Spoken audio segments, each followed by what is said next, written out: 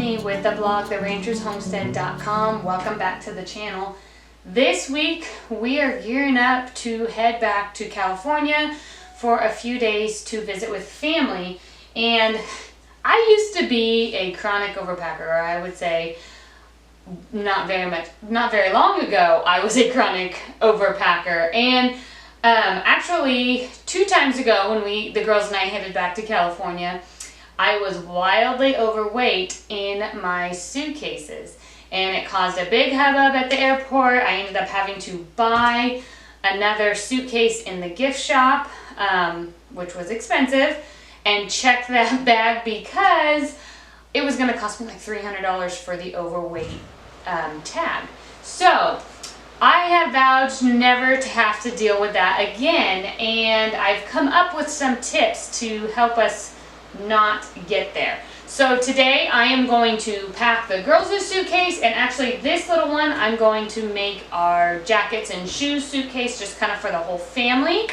And we're doing loads of laundry, and I'm going to share my homemade laundry detergent recipe that I use for all of our laundry needs. And it is going to be a packing week, so let's get started.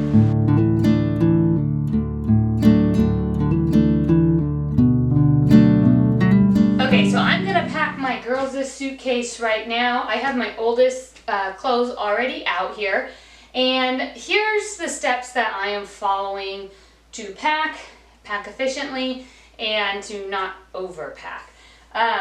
First tip I'm going to give you: look at the weather to where you are going. I didn't do this the last time. The one time that I was, or not the one time, but the time before when I was overweight, I had lots of clothes, we had lots of things, but they weren't practical things. The day that we were planning to go to a Christmas parade and downtown Christmas party thing, it poured the entire time, and we were not properly dressed. We did not have a coat with a hood on it. We did not have rain boots. We didn't have any of that stuff with us. We ended up having to buy a bunch of stuff. My kids' feet were completely soaked through their Hey Dudes into their socks. Their pants were completely soaked. It was awful. So, tip number 1, look at the weather to where you're going. I know that sounds very no-brainer, but it does matter. Even going back to your own hometown where it never rains in the wintertime. We've been in a drought for as long as I can remember. It was pouring. Anyways, look at the weather so that you know you can bring only what you need. So I had this feeling this time, maybe I should bring one short sleeve. Well, I've looked at the weather, and the weather is going to be rainy the entire time we're there, and the high is like 50 degrees. My children won't be wearing short sleeves in that weather. So what's the point of packing a short sleeve just in case when you know that you're not going to wear them? So I'm not bringing any short sleeves this time around, even though inside my mama gut wants to bring a little bit of everything. That's where the overpacking comes in. So here's my rule of thumb. However many days you're going, pick a complete outfit for every single day. So we're going to be there for 4 complete days, 5 days total. One of them will be a travel day, but I don't need to pack for that except for nighttime pajamas.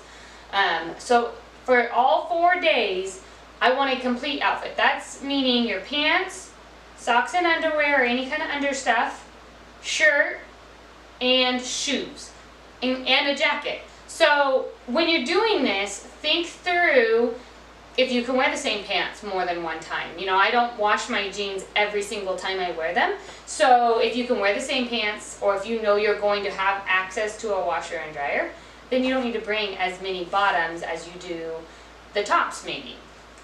So for my oldest child, I brought her 3 pairs of jeans.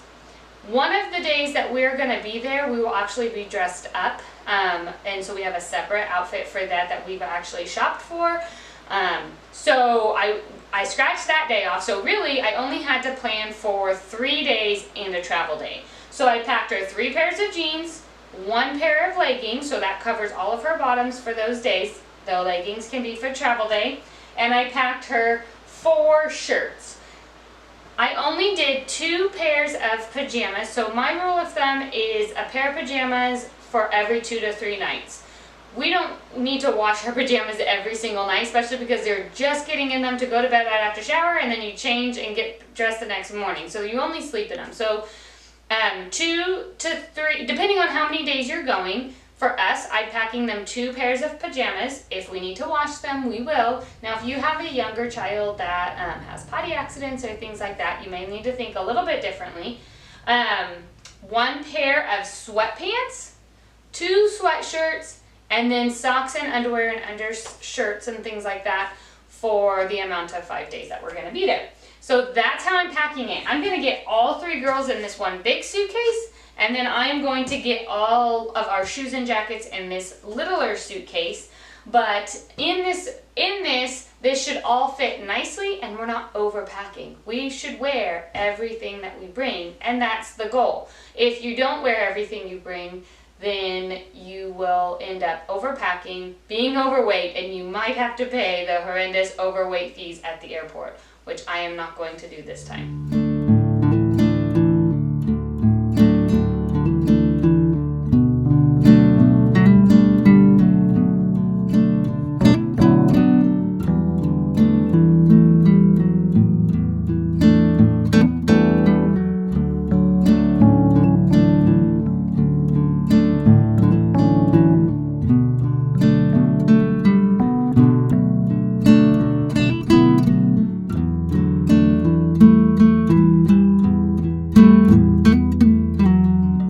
Okay, so there were my 5 tips for packing smart. I got all of the girls done. Their suitcases are packed and ready to go. I was able to fit them easily in the one big suitcase for all 3 of their clothes. And then in that littler one, I went ahead and put in rain boots and jackets and that kind of stuff in there. I may be able to fit some of our stuff in the boots and jacket one as well if needed, but I plan to do the same thing for our clothes as well, because we're trying not to be overweight, and I am hoping that with these tips we are right on target. Okay, now I'm doing laundry, so I'm getting laundry all done up to be able to pack, and I'm out of my laundry soap here. I like to use these milk jugs, these half-gallon milk jugs. So this makes 1 full gallon of laundry detergent, and I like to use the half-gallon milk jugs because they're easily able to shake them and then just pour them out to measure them into your washer when you're ready to use them. I'll link these. I got them on Amazon. They're just the glass milk jugs with the plastic top. Okay. So easy. Fill your jar up with hot water. I just use hot water from my tap. You can boil it if you'd like to, but I don't find it's necessary. You just fill your 1 gallon jar here. I just have a old honey jar. I'm going to fill it all the way up with piping hot water from my faucet here. Okay, then you're going to go ahead, and I just do it right here in my sink. Add in a 1/2 cup of baking soda. You can get it anywhere for the baking soda. Add that into your water. I'm going to do a 1/2 cup of washing soda. Now this you can sometimes find it at Walmart in the laundry section, or you can get it on Amazon. I will link it so that it's easy to find. And you're going to do a 1/2 cup of, I use Celtic sea salt, but you can use any salt that you'd like.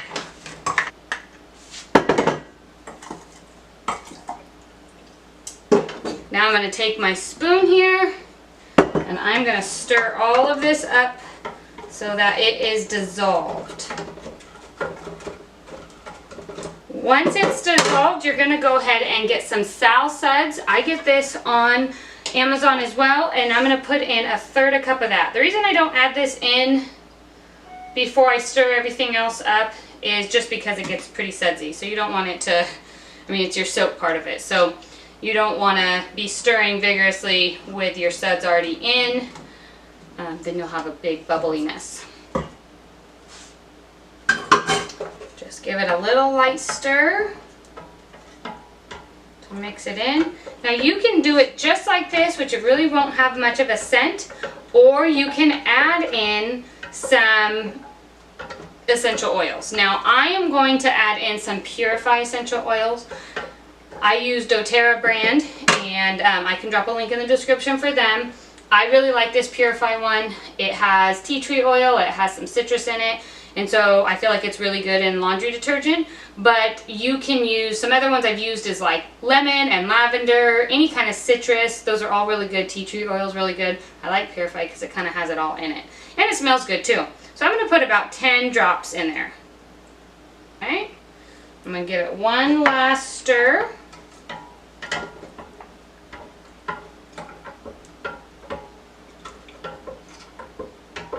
Alright, now we're ready to pour it into our containers. This is where it gets kind of messy. So I'm going to, now your jar is probably likely very hot, because if you used hot tap water, the glass is probably very hot.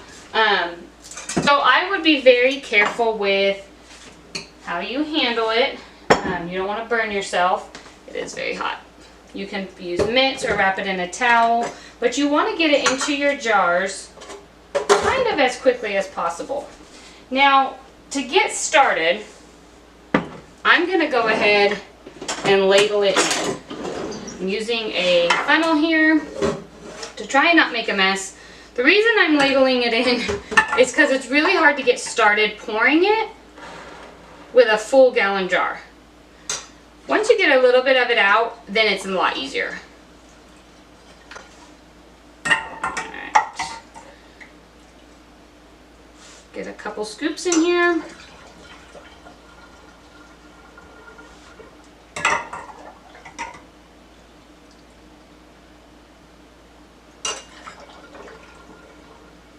Now we can go ahead and pour the rest of the way.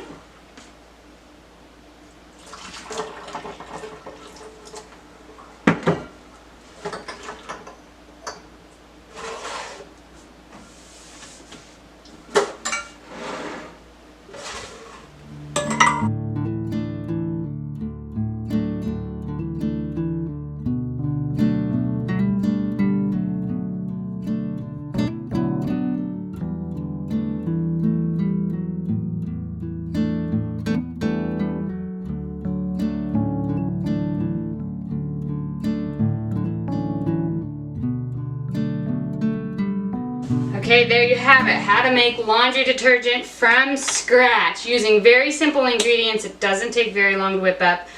I do 1 load of laundry a day, and this typically lasts me almost 2 weeks with one load of laundry a day. I use a half a cup per load, and I've gotten a couple comments on that. I've shared this recipe on Instagram saying that seems like a lot. But you have to remember, the water's already in it, so it's already diluted. It is not a super concentrated detergent or soap for your laundry. It's already diluted with water, so you do want to add that little bit more.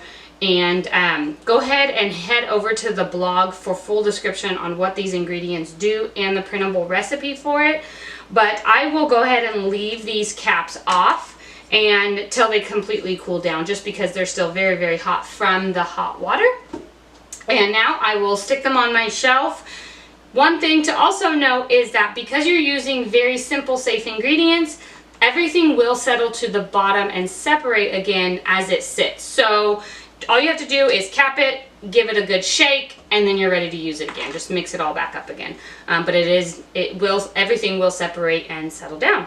So I hope that you learned something today. Maybe you're going on a trip here soon, and maybe these tips for packing will help you with laundry that is never ending in any kind of busy household.